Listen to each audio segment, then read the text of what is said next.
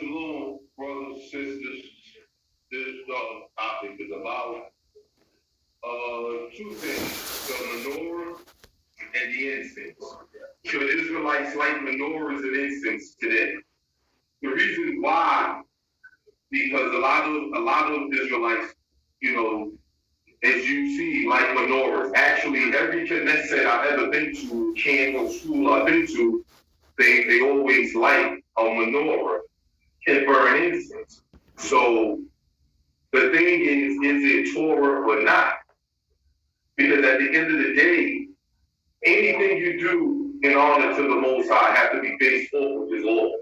And I know people will see the title and be like, oh, whatever. But no, I mean, opinions don't change facts. I told that to people for years. An opinion never changes facts. Facts is facts.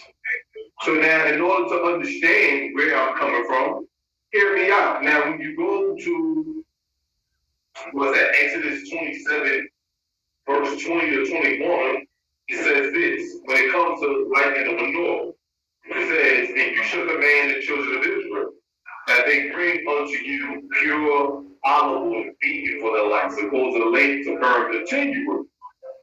And the tender meeting without the veil, which is before the testimony, Aaron and his sons shall set in order to burn from even to morning before Yah. It shall be a statute forever throughout their generations on behalf of the children of Israel. So right there. The first problem with most Israelite brothers liking the menorah is number one, is that it clearly tells you that you're supposed to light the menorah. It says from evening to morning. That's when you live. Now, when you want to get into the Hebrew word for evening and morning, I'm going to do that. This is from the Bible dictionary. This is from the Hebrew. This is the Hebrew dictionary, the definition of evening and morning. The word for evening in Hebrew is erev. It means the latter part and close of the day and the early part of night. The dark of the evening, or dark-skinned people, also the willow from its dark color. The word morning in Hebrew is boker. So now you got the first word for the evening, which is erev. Once again, I'll read it. It says dark of the evening. Okay? The next word it says for morning is boker. It means morning. The time from sunrise to noon, breaking of day. Okay, this is from the ancient Hebrew dictionary. So right there, according to the Torah, you are supposed to light the menorah sundown until the morning time. So you didn't light no menorah at 10 o'clock in the afternoon, 11 or 12, whenever some Israelite choose to start their service. No, if you read the Torah, it says you light the menorah, it says from evening until morning. So why are you lighting the menorah at 11 o'clock? And the Hebrew word bokir clearly tells you the breaking of daylight. This is and when the priest is in the lit the menorah, you gotta understand, this is what some people don't understand, that the menorah was nothing but a big lamp. The Kohanim, the priests in them, they did sacrifices at night. If you don't believe me, you can read Numbers 28, 9 through 10. They did sacrifices at night. Remember, in the wilderness, there was no electricity. It was dark, so they still had to see what they was doing. So it goes to show that the timing that Israelites are even lighting the menorah is wrong. So if you're lighting something based in an open Torah, you're wrong. Because technically speaking, it is supposed to be lit at night until the morning time. Any other time was wrong. This is the proving other Israelites lit lamps. They had other lamps out there that they lit. This is from the Bible dictionary, the word lamp. It appears that the Hebrews was accustomed to burning lamps overnight in their chambers, perhaps because of the dread of darkness. So this is something that Israelites just don't understand. That when they say you're supposed to burn this continually, you're burning it through the night. This is something that you did every night until the morning. The reason why, because when the sun came out, you didn't need to burn it. You didn't even light the menorah no more because the sun was out. The Kohanim can see. Darkness was gone. Remember, the Israelites was in the wilderness. So the point of what that I'm making is, number one, the first aspect of it is that there is a problem with the timing that Israelites are doing. Number one. Now, this is the next problem that I have. I've been to some places and I've seen Israelites light a menorah and they would use candles. Candles. When clearly the Most High said in the Torah, if you look at Exodus 27 and 20, it says, pure beaten olive oil. It ain't say use candles with wax. If you want to get technical, if you look into the Babylonian worship and how they lit their menorahs, they had the sacred wax, which was paganistic. You got Israelites using wax burning menorahs. What's this wrong? You can't do that. You cannot do that. Clearly, it lets you know you are supposed to use pure vegan olive oil. It didn't give you a substitute. If you don't have olive oil, you can use wax. In the Torah, it clearly tells you with a woman, if she can't perform this, if she can't bring this sacrifice, then she's allowed to bring this. The Torah states for a man, you're supposed to bring this sacrifice, but if he's poor, you can bring this sacrifice. At the end of the day, the Most High never said, yo, I'll give you a substitute. If you can't get pure vegan olive oil, guess what? You can go get you some wax. That's not what the Torah states. Torah says pure vegan olive oil. So that's number two. Number three is that this was something for Aharon, Aaron, and them to burn. There is no, this is the problem that I have with some Israelites. Israelites today try to make them, they'll say they from the tribe of Levi or Levi. They'll try to put themselves in the priestly tribe. But because you're from the tribe of Levi or Levi or Levi, it doesn't mean you're a priest. No. Look at Kohath and them. If you would be from Kohath. That has a priestly law. You gotta go through Kohath. To be a high priest, you have to go through Aharon. Kohath has three sons. I mean, this is the thing that kills me with Israelites. Because you're from the tribe of Levi, it doesn't mean nothing. Korah couldn't even burn incense, and he was from the same tribe as Moses and Aaron, but he could not, as a tribe of Levi, he still could not burn incense. Even within that tribe, there's certain sections in that tribe. There's different families that say, oh, you're from this line, you're supposed to carry this. Manorah. You had my head is spinning right now. All of the sons of Levi, but they all had in the tribe of Levi, they all had different jobs. And when they came down to the Kohanim, they were from the high priest. I'm sorry, they were Aaron's sons directly. So because you're from the tribe of Levi, it does not mean you're a priest. You can be from the tribe of Levi and not be a priest. But this is the false teaching that Israelites have today. They begin to think they're priests, and they're not. If you are a priest, and I've always said it, please read Leviticus chapter 21. If you are a priest, you cannot look at the woman you're supposed to marry. If you're a priest, look at the woman you're supposed to marry. If you're a woman and someone's baby mama, you gotta cut that out.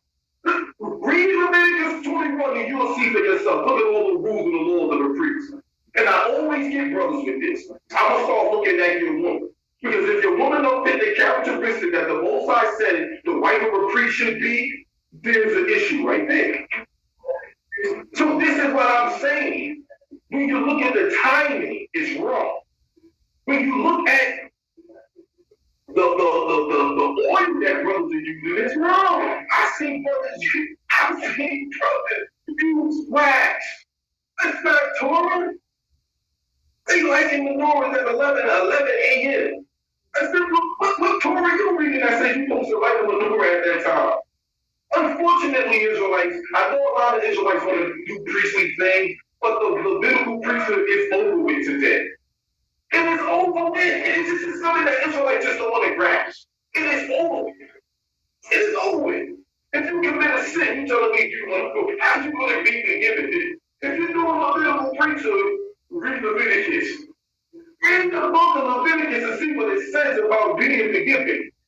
If you telling me that the Levitical priesthood is still standing, no, it does not. Matter of fact, this is what we're going to do. Go to the book of Leviticus, chapter, 17, verse 11. This is what it says. For the life of the flesh is in the blood, and I have given it to you upon the altar to make an atonement for your souls. But it is the blood that maketh an atonement for the soul. It is the blood that maketh an atonement for the soul. That's Torah. You need the blood of the sacrifice in order to be forgiven of your sins. So if you're telling me that the Levitical priesthood still stands, then practice that right there. Read your sacrifice to David. If you're telling me you're still doing Levitical and priestly things, then where's your sacrifice? That's what makes an atonement for your sins. The Torah did not say pray. No. So if you're telling me that the Levitical priesthood still stands, then there you go. You go do sacrifices for your sins. When you can't do no sacrifices outside of the land of Israel, outside of Jerusalem. Even in Israel, you had to be at a certain place in order to do sacrifices. But when you got Israelites wanting to do priestly things, like in the Menorah, that's over with. It is over with.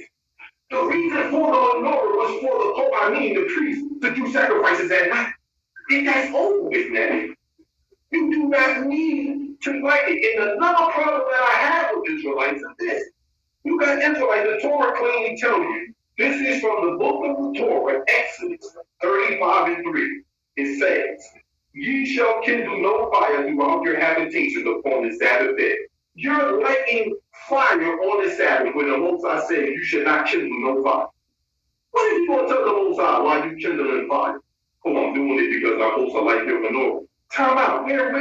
Why are you lighting a menorah? What's the sense of it? You're lighting a menorah in a building that got electricity. But that's like going outside with a flashlight. What sense would it make? The Levitical priesthood is over with. And it's done. You're breaking the Sabbath. I've seen Israelites, I'm telling you, light stuff on the Sabbath, light kindle fire on the Sabbath in the name of lighting the menorah. Nah, that's wrong. That's wrong. If Korah could not burn incense, what made you think you could light a menorah? And he was from the tribe of Levi. What made you think you can do it? Do it you. He was from that tribe, and he still couldn't do it. Now, the next issue that I have is the incense, okay? Once again, Israelites, the Most High is very concrete when he says something, okay? The Most High clearly states when you read Exodus, what's this, chapter 30, verse 9, this is what the Torah says. We're going to go to Exodus chapter 30, verse 9. We're going to read it. You're going to read it together. This is what it says. This is Exodus chapter 30, verse 9. You shall offer no strange incense thereon. I'm just going to stop right there. You shall offer no strange incense. This is the point that I have with Israelites, right? Frankincense and myrrh is considered strange incense to the Most High. Okay? Strange incense. Check this out. Go to the book of Leviticus, chapter 10. You see, you cannot offer strange incense to the Most High. The Most High tells you, and I'm going to get into that later on in the Torah, what incense he wanted you to burn. And he gave you a time when you're supposed to burn the incense. This is Leviticus chapter 10, verse 1 to 2. And Nadab and Abihu, the sons of Aaron, took either of them his censers and put fire thereon, and put incense thereon, and offered strange fire before the Most High, which he commanded them not. And then went out fire from the Most High and devoured them, and they died before the Most High. Time out, they offered strange fire before the Creator. First and foremost, anybody know anything about the law, you're supposed to take the fire from the altar, and then you put the incense on it. There was something they did wrong. They offered strange fire. They're supposed to come from the altar. My point to you Israelites is you don't have no sacred altar today. You do not have that. No, you don't. You're taking a match and striking it on the side of a box and putting it to charcoal and then putting incense on it and telling me this is sacred for the Most High. I have a question for a particular brother. I won't say no name. I said, excuse me, that same ritual you just practiced, if you practiced that at the time of Moses, when you had died, he laughed at me real hard and said, well, technically, come on, brother. I said, all I'm asking is, can you tell me one thing? The same thing you just did, took matches, struck it on the side of a box to light these incenses when you had died. He said yes. If it was good for Nadab and Abihu, why is it not good for you, Israelites? Aaron's two sons died because they offered up strange fire. On top of that, you got Israelites today putting sweet smelling incense. So no, the Most High told you which incense he wanted you to light. I mean, if you go to Exodus chapter 30, verse 34 to 35, the Most High clearly tells you the incense he wants you to light. Clearly tells you. What verse 34? I'll read it for you. Exodus 30, chapter 30, verse 34 to 35. And God spoke unto Moses, take unto you sweet spices, stag, and anisha, and agabanum, these sweet spices with frankincense, of each shall there be lightweight. And ye shall make of the incense a perfume after the art of a perfumer seasoned with salt, pure and safe. How he told you he told you the spices that he wanted. These are the incense that you're supposed to light before the Most High. Now, does that mean you can't light incense at your house? Of course you can. You can burn incense at your house all day long. But on the Shabbat, on the Sabbath, no, you can't do that. Why did you kill with fire that is not sanctioned by the Most High? The only people who was allowed to burn, to have fire on the Sabbath was the Pope and the priest, because they were still doing sacrifices. Other than that, nobody else was required to do that. You was breaking the Sabbath. And we know what the Torah says about the birth of the man who was picking up sticks and broke the Sabbath. He was picking up sticks because he was about to start a fire, basically.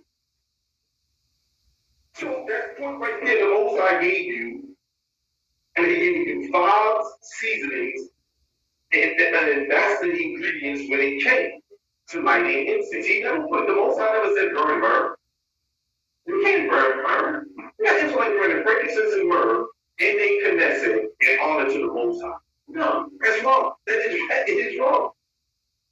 The Hebrew word for strange is zar, meaning different or strange, not authorized. That would be considered burning strange incense to the Creator. This is the thing right here, right? The Most High tells you when you were supposed to burn the incense. You ready? This is, once again, we're going to get into it. The Most High told Aaron and them, Aaron, you burn the incense. You're right here. Matter of fact, I don't even want to say it. I'm going to read it. Exodus chapter 30, verse 7 through 8. You ready? Exodus chapter 30, verse 7 through 8.